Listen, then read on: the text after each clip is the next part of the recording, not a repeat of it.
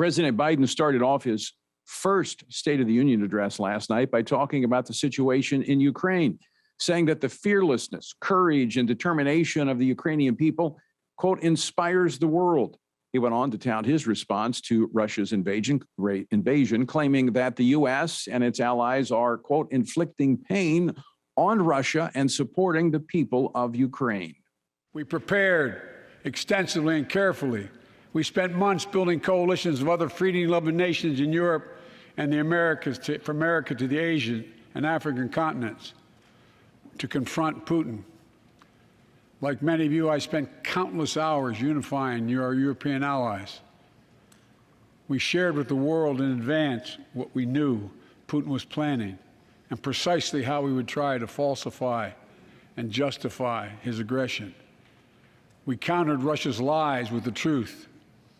And now that he's acted, the free world is holding him accountable. Well, that's certainly one way to look at it, but there may be another. Here to offer a different perspective to the president's account and to other remarks he made last night is FRC's Executive Vice President, Lieutenant General Jerry Boykin, who spent the last 4 years of his 36-year military career serving as the Deputy Undersecretary of Defense for Intelligence. He was also one of the original members of the U.S. Army's Delta Force. General, thanks so much for joining us today. I am delighted to be with you, Tony. So let's jump right into this and the president's response to Russia last night in the speech. Well, it seemed to me like he was trying to take a lot of credit for some of the things that are happening, particularly the unification of Europe and even the cooperation that we're seeing within NATO. And I must tell you that I don't think that that's the case. I think it's the situation that has driven these people to a total understanding of what they're up against and how this impacts the continent of Europe. And I think it has very little to do with Joe Biden's leadership. But they are unified. They are together now.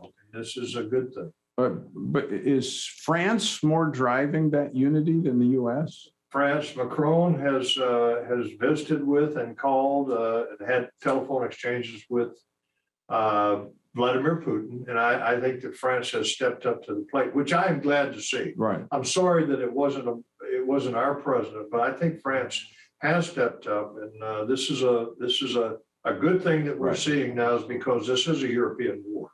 Well, and America cannot go everywhere and solve every problem, but I mean, there are some that believe that America could have been a greater deterrent to what occurred. And I want to play a clip again of the president last night. And he stated this every time he speaks about this situation. Play clip number 3.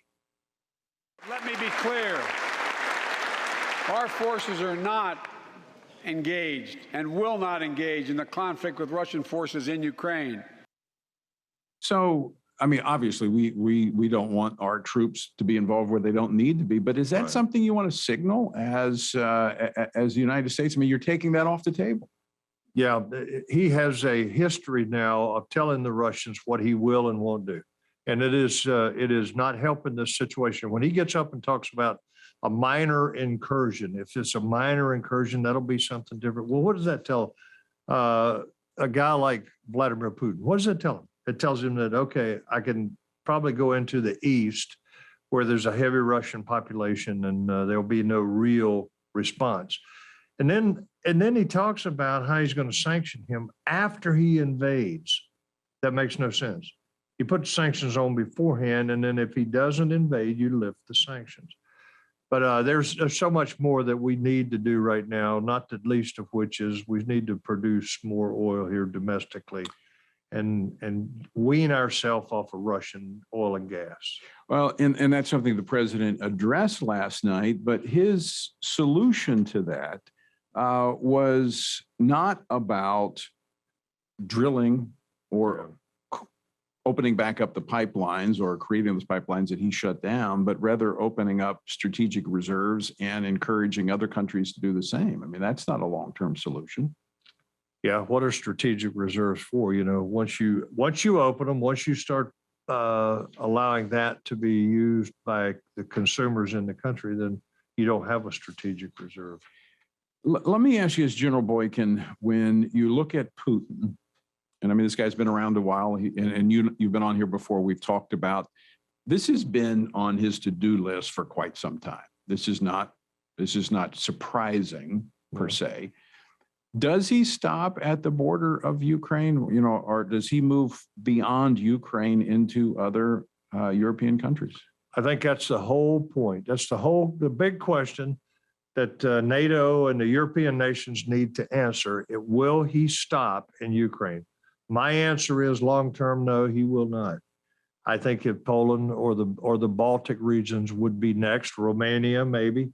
But I think that after a pause to regroup, I think it's only a matter of time until he's going to use those nations, and they're going to be next. Do you think he would use nuclear weapons? I don't think a rational Vladimir Putin would use a nuclear weapon because of the obvious consequences of it. But the question is he rational? There are a lot that say no, that they see changes in his behavior, changes in his demeanor, changes in his action. So I'm really afraid of that. I'm afraid of two things right now. One is not just his nuclear weapons, but these thermobaric weapons that he's using. You could destroy cities in no time with those, and you kill everything in there. And we've already seen that he has a propensity to do that, and I think he's doing that now. And the other one is that he'll get bogged down in the cities there, and he'll get so frustrated that he would use a tactical nuclear weapon to try and extricate his forces out of there. That concerns me as well. So I think that we have a lot of concerns, which is actually prayer points. We need to be praying against not only this evil man, but what he could do to the Ukraine. Could this lead to another world war? Absolutely. I mean, how could it not?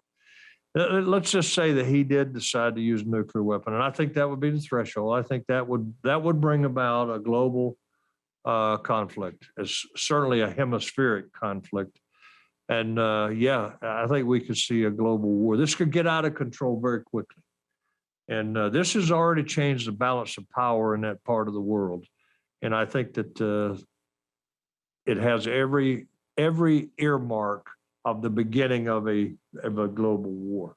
General Boykin, besides what we were talking about from a standpoint of energy independence, which is something that the Trump administration pursued and obtained, because before we were concerned about our over-reliance upon Middle Eastern oil and the Strait of Hormuz, where so much of the oil came through, made us very vulnerable. We solved that problem. But here we now find ourselves yet once again in this situation where we are energy dependent. Mm-hmm. What are the other steps this administration needs to be taking? Okay, first of all, drill it home, embargo his oil and gas so that he cannot trade, and then get a method to get lethal material into the Ukrainians. Which should become harder.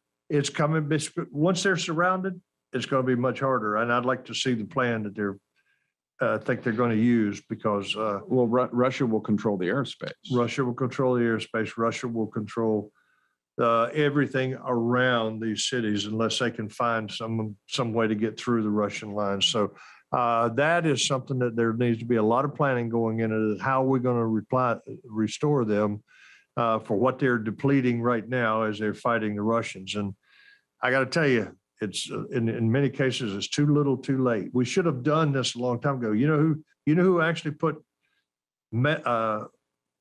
material in there, lethal material in there, was Donald Trump. Yeah, he sent them lethal material. Right. General Boykin, we're up against a break. Always great to talk with you. Thanks so much for joining us here in Dallas, Texas. Yeah, it's a good, beautiful day here in Dallas, Texas. Thanks. It's nice and warm, sunny too. All right, folks, don't go away. Coming back after the break, we'll be moving to our special Defending Freedom Convoy segment, and we continue to track the trucker-led People's Convoy as it draws closer to Washington, D.C. I'll be joined next by a doctor who has joined the procession and understand the importance of standing up for our rights. Stick around for more Washington Watch coming up after the break.